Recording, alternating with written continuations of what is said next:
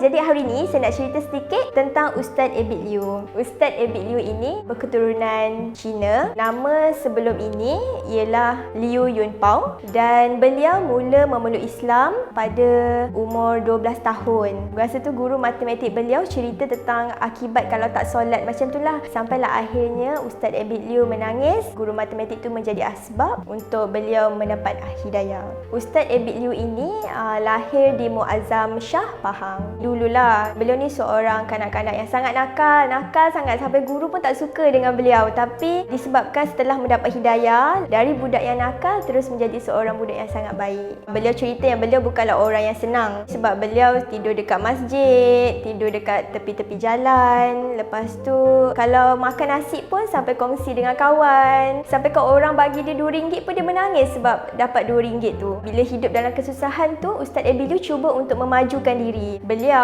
bekerja di bawah Datuk Dr. Haji Fazila Kamsah. Setelah beliau belajar bersama dengan Ustaz Haji Fazila Kamsah ni, akhirnya beliau cuba untuk mewujudkan company sendiri, Transform and Training Consultancy.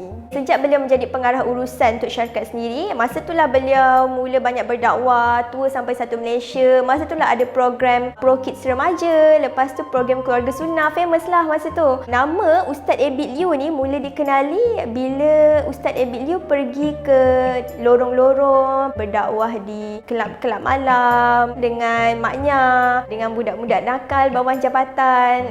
Sampaikan masa tu orang mula kenal dan macam pujilah tindakan Abid Liu yang sukar untuk dilakukan oleh pendakwah-pendakwah lain. Lepas tu Ustaz Abid Liu selalu cakap masa dia solat sama-sama dengan budak-budak dekat bawah jabatan tu, budak-budak tu sendiri cakap dengan Ustaz Abid Liu, saya sukalah dengan Ustaz Abid Liu ni, kalau boleh esok datanglah lagi, solatlah sama-sama lagi. Ustaz Abid Liu cakap budak-budak nakal ni sebenarnya baik, fitrah manusia ni baik, dia bukan tak nak jadi baik, cuma dia tak tahu nak jadi baik. Jadi Ustaz Abid Liu sangat meminta kita semua yang mampu untuk berdakwah ni pergilah kepada mereka-mereka yang kita rasa jahat, sebenarnya fitrahnya baik.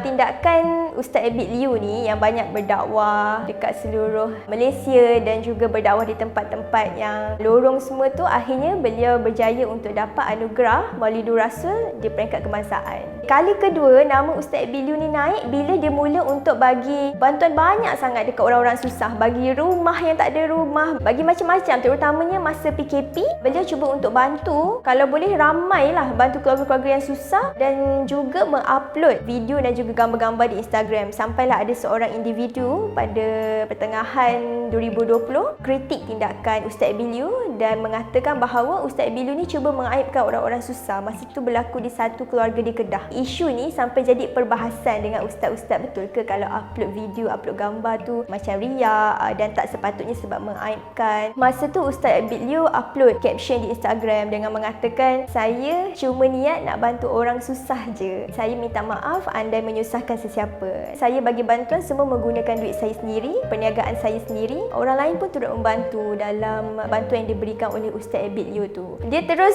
upload lagi, buat video lagi dekat Instagram, lagi banyak lagi bantuan dia bagi. Bukan rumah je lah, dia dah jadi macam-macam. Sampaikan masa dekat Sabah masa tu, Ustaz Abid Liu sampai sediakan Raya Airlines, iaitu pesawat untuk hantar bantuan dekat Sabah tu. Bagi 1000 tan makanan yang dari kedai runcit dia sendiri, iaitu Ilusmart. Sampaikan masa tu naik lagi isu, orang pertikaikan pula, mana sebenarnya Ustaz Abid Liu ni dapat duit. So masa tu Ustaz Abid Liu, dia cakap lah kan, dia ada perniagaan dia sendiri, dia juga ada penglibatan daripada NGO dan juga rakyat-rakyat yang ingin memberi bantuan melalui Pertubuhan Kasih Umat Malaysia dari Ustaz Abid Liu tu sendiri. Pengajaran yang kita boleh ambil dari kisah Ustaz Abid Liu ni, pertama sekali mungkin kita boleh tengok dari segi niat Ustaz Abid Liu tu sendiri. Sebab kan Ustaz Abid Liu ni ada cakap, dia kata dari kecil lagi sejak dia memeluk Islam, dia suka sangat tolong orang. Lagi-lagi bila dia dalam keadaan susah, dia tak nak orang susah sama-sama dengan dia. Jadi apa yang dia buat, dia cuba bangunkan diri dia, majukan diri dia supaya dia ada duit, dia kaya dan dia boleh memberi bantuan kepada orang. Kedua, dari segi dakwah dia lah. Dakwah dia ni tak terhenti hanya dekat TV,